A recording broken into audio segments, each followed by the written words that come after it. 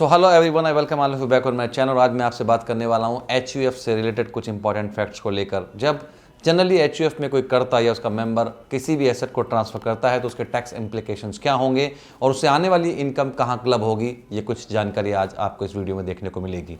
मसलन मैं एक एग्जांपल लेता हूँ। मान लीजिए राम अग्रवाल एचयूएफ है और राम अग्रवाल करता हैं जो कि अपनी एक प्रॉपर्टी को इस एचयूएफ में ट्रांसफ़र करते हैं। तो क्या ये ट्रांसफर्ड प्रॉपर्टी एचयूएफ को टैक्स होगी? जवाब है ना। लेकिन अगर यही प्रॉपर्टी अगर रेंट पे दी जाए एचयूएफ के द्वारा और जो उससे इनकम आएगी वो इनकम जो होगी वो राम अग्रवाल को क्लब होगी। यानी इस बात को समझिए, जब एसेट दी जा रही है किसी भी मेंबर के द्वारा या कर्ता के द्वारा तो एचयूएफ को वो टैक्स नहीं होगी, लेकिन उससे आने वाली कोई भी इनकम है तो वो सीधे सीधे डोनर यानी कर्ता में इस एग्जाम्पल में क्लब हो जाएगी।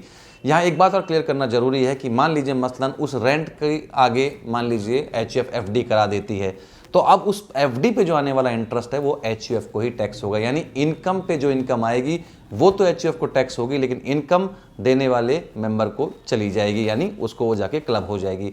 तो अब एक बात और समझिए कि यहाँ पे जो एचयूएफ में पहली बार एसेट दी गई या प्रॉपर्टी दी गई वो एचयूएफ को इसलिए टैक्स नहीं हुई क्योंकि ये देने वाला बेसिकली मेंबर जो था वो रिलेटिव की डेफिनेशन में था। अगर मैं यही एग्जांपल दे दूं, मान लीजिए राम अग्रवाल जी के किसी मित्र ने एचयूएफ को कोई एसेट दी तो बेसिकली वो जो व्यक्ति है वो बस की और रिलेटिव की डेफिनेशन से बाहर है, इसीलिए बेसिकली वहां पर टैक्स लायबिलिटी एचयूएफ को आ सकती है अगर वो जो भी गिफ्ट है उसकी अगर कीमत एक फाइनेंशियल ईयर में 50,000 रुपये से ऊपर बनती है तो पूरा का पूरा वो टैक्सेबल हो जाएगा। तो हमें इन बातों को थोड़ा ध्यान रखना है कि कहाँ से इनकम क्लब होगी, कब टैक्स होगी। अगर ये सब चीज़ें अगर हम ध्यान में रखें तो हम एचयूएफ की टैक्स लायबिलिटी को कम कर सकते हैं। Thank you so much everyone, धन्यवाद।